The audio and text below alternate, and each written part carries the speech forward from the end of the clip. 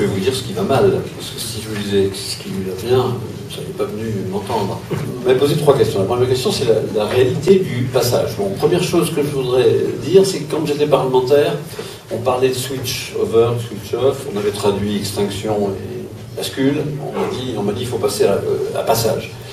Première observation sémantique, parce qu'elle a son importance, c'est une transition vers le numérique que nous faisons. C'est-à-dire que le passage est un passage progressif. Et que nos concitoyens, et ça je le pense absolument comme un aménard, que nous faisons passer la totalité des Français. Tous les Français vont passer par un mode qui leur est familier, c'est-à-dire l'écran de télévision, à l'économie du numérique. Et ils ne se rendent pas compte que c'est le début de leur entrée dans un nouveau paysage, qui est le paysage numérique pour tous. Donc nous avons une obligation, et c'est pour ça que la mission du GIP, comme celle du CSA, est une mission passionnante, parce qu'elle est impossible. Elle est d'atteindre 100% des téléspectateurs. Je dis bien 100%. Comme 100% n'est pas possible, elle est d'approcher le plus possible.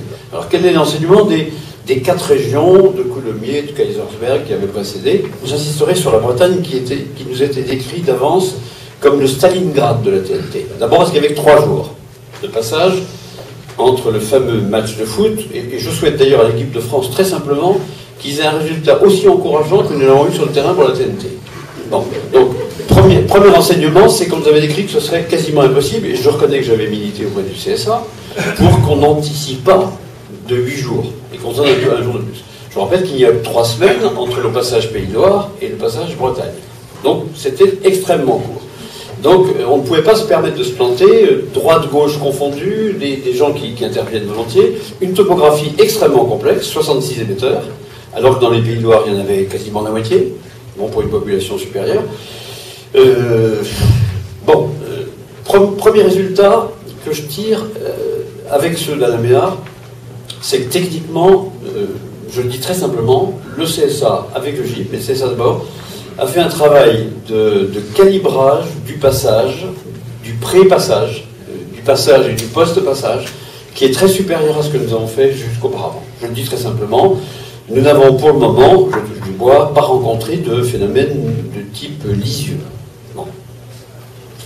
Certaines microzones, nous avons fait, d'ailleurs le GIP et CSA, beaucoup d'études préalables de zones, on a calibré le mieux possible, la puissance a été au rendez-vous, on peut le dire entre nous, la puissance de l'émetteur principal du Mont-Pinçon à Caen était la moitié de ce qu'elle devait être à l'origine. Vous imaginez l'inquiétude qui a été la nôtre quand le matin du premier jour du passage des Pays de Loire, on a su que l'émetteur principal, c'était la moitié de la puissance. Là, la puissance a été au rendez-vous dans les premières heures. Les allumages se sont faits dans le timing prévu. 19h30, on était à la quasi-totalité. Il y a eu quelques réglages de multiplex qui sont faits. Donc sur le plan technique, on peut penser qu'il y a un travail qui était très bien fait. Sur le plan de l'anticipation et de l'information, là je suis obligé de revendiquer au titre du groupement, on a mis le paquet.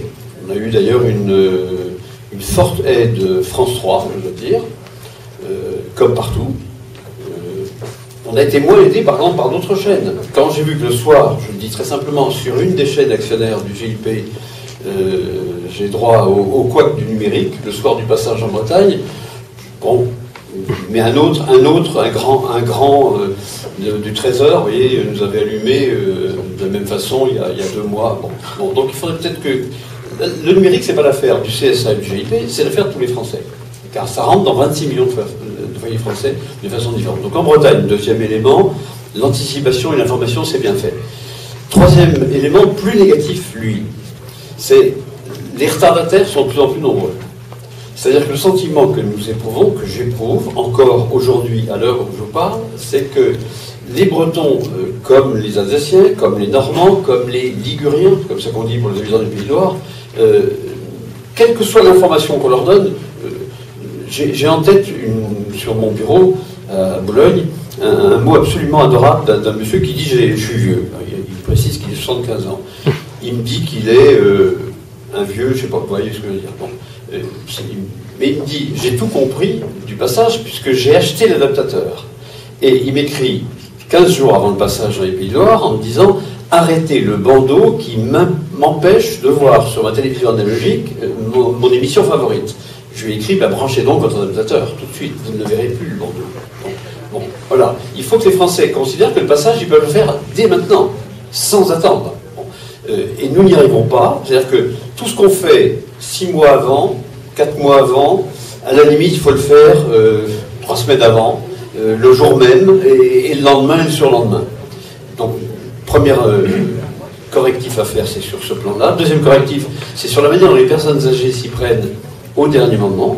En ce moment, nous travaillons avec la Poste sur la région Bretagne, et les postiers, ils sont 300 mobilisés, mais comme les personnes âgées ici sont mises 70 ans et plus, titulaires de pension d'invalidité, etc., chez lesquelles nous allons régler nous-mêmes l'appareil, on leur dit mais non, vous avez pris Spiritel, ça va très bien, voilà, ça dure 2 minutes, ça dure 10 minutes, un quart d'heure, s'y mettent au dernier moment, et certaines personnes âgées en Bretagne ne regarderont pas le match de foot. Peut-être d'ailleurs que ce sera mieux pour leur morale définitive. Bon, ça c'est tout seul. Bon. Ça c'est le deuxième point que je veux dire. Troisième point, la technique des aides financières, des aides prévues par la loi, par les lois, et en particulier par la dernière loi, celle du 17 décembre, lutte contre la fracture numérique, la loi PINTA, celle qui vient du Sénat, donc un endroit où on travaille par définition très bien, l'Assemblée l'a un peu enrichi. Bon, c'est le fonds parabole. Et là, le fonds parabole, ça marche bien.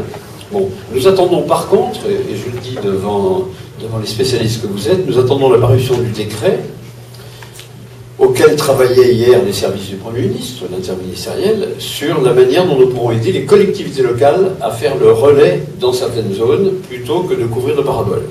On a une inquiétude sur les paraboles.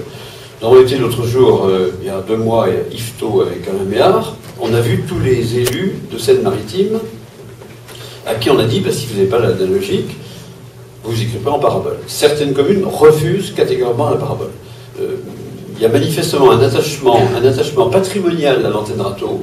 Ça me fait penser à Rome, où il y a des antennes râteau sur tous les toits. Et là, les antennes râteau, personne n'y fait plus attention. Une parabole, les gens trouvent ça absolument abominable. Certaines communes, comme Kaisersberg, que je tiens à noter, ont accepté la parabole, mais ont déclaré par... c'est très simple, ça ne coûte rien, ça rapporte infiniment. ont décidé, le maire de Kaisersberg, qui est un classé écologique ou vert, que chaque parabole qui serait installée devrait être peinte aux couleurs du toit sur lequel elle est installée. Et bien tout simplement, ça ne se voit quasiment plus. Bon. Donc, on n'est pas là, on est neutre technologiquement. Donc, troisième difficulté qu'on aura, c'est à faire passer le message que la parabole ne défigure pas définitivement les paysages classés ou inscrits au patrimoine mondial de l'humanité et qui peuvent être supportés. Un dernier point, et parce que je garde la parole, vous ne me la prenez pas, moi je suis très sensible à la manière dont la presse nous suit. J'ai été ravi de voir une page mardi dans un journal que je ne serai pas, un grand journal du matin, les couacs de la TNT. Bon. Il y a des couacs, il y en aura jusqu'au bout. Personne ne pourra dire que 100% des Français seront passés en 2 jours à la télévision numérique de terre, à la télévision numérique satellitaire, à la DSL ou au câble. Personne. En tout cas, c'est un défi que nous voulons bien relever. On approchera les 100%. Mais un des problèmes les plus complexes, et c'est celui sur lequel je terminerai, c'est celui des immeubles, des petits immeubles privés. Bon.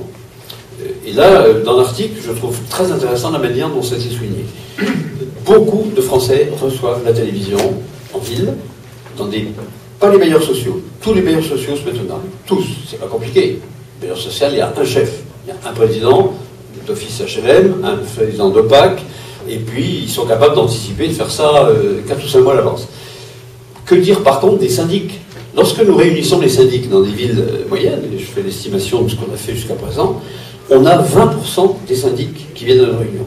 Donc 80% des syndics qui considèrent, malgré les lettres qu'on leur a envoyées, malgré le fait qu'on a fait une réunion entre Nathalie Kosciusko-Morizet, secrétaire d'État numérique comme chacun sait, et le secrétaire d'État au logement apparu, tout le monde a reçu une lettre venant de Paris, et sur place, les syndics ne se sont pas fortement mobilisés, loin de là, 20%.